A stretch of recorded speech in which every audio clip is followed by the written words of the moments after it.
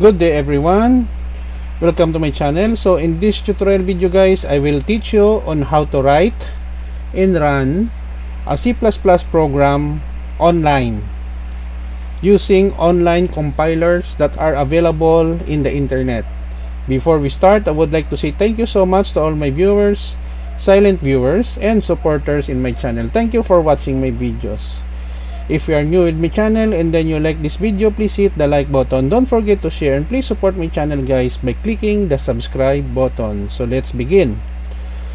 There are several ways to write a program in any programming language.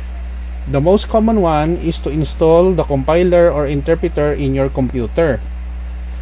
As technology progresses, especially the internet related technology, software developers and engineers were able to create online compilers that are accessible to everyone who wish to learn computer programming and they don't want to install a compiler in their computer, or for some that they have only a mobile phone or smartphone that they want to run a program with the use of their browser. One of the interesting compiler that I have learned and discovered online is the OnlineGDB.com.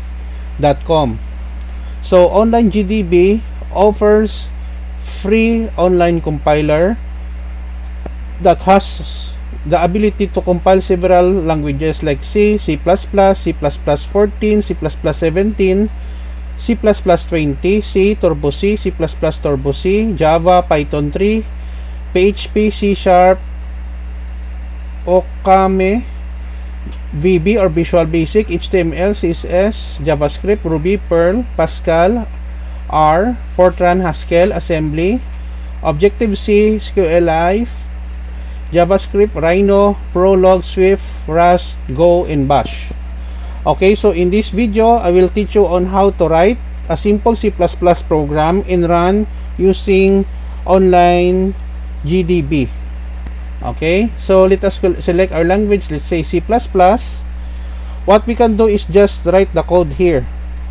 Okay, let's say we will create a program that will accept two numbers and then our program will sum the two given numbers. So I will declare integer A, I assign with 0, B, I assign also 0, variable B, and then int sum equals 0.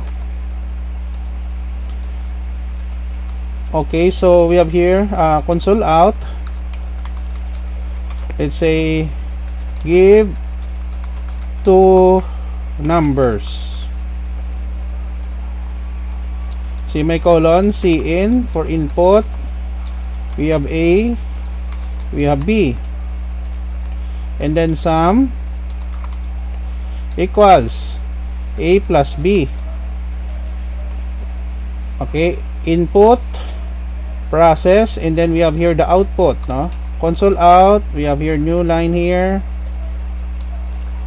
console out, the sum of A and B is sum. Okay, after we have done, we can compile or we can save or we can download the code. Okay, let us save. Let's say C++. It is already saved here. Now the next step that we'll do is to compile to check if there is some syntax error. Click the run button here or F9. Okay, our program right now is running.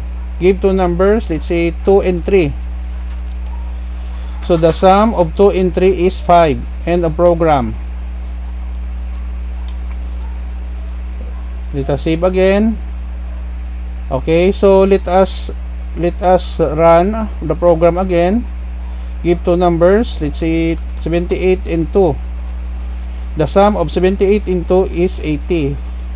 So that's it. We were able to create addition of two numbers in C++ using online compiler that is being provided by OnlineGDB.com. Okay, if you want to download the code, just click this button. You can download the code in your computer. So we can open this.